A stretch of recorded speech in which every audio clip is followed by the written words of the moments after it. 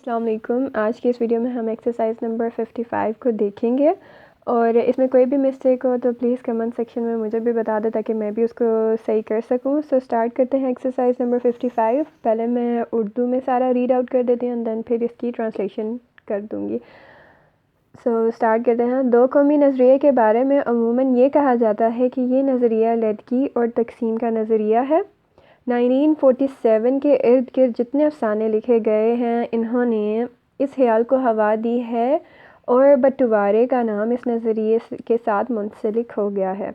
حقیقت یہ ہے کہ دو قومی نظریہ ایک تاریخی اور جمہوری نظریہ ہے. اس کا فوری پس منظر برصغیر کے وہ حالات ہیں جن میں ہندو اور مسلمان آپس میں برسر پیکار تھے.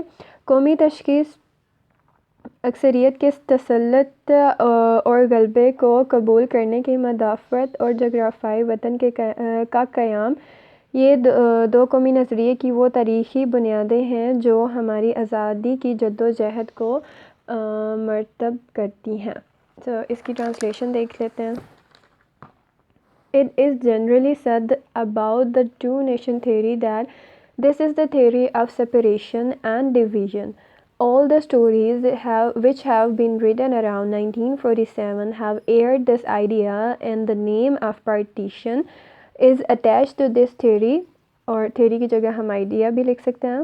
The fact is this: the two-nation theory is a historical and democratic ideology یا theory, and its quick background was the conditions of the subcontinent in which Hindus and Muslims together were at loggerheads.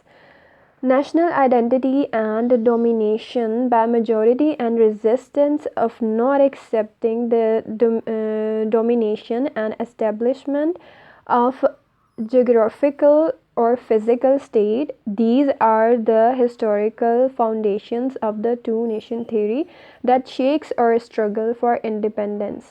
یہ تھے آج کی exercise number 55. Next میں ہم 56 کی translation کریں گے. ٹل دین اللہ حافظ.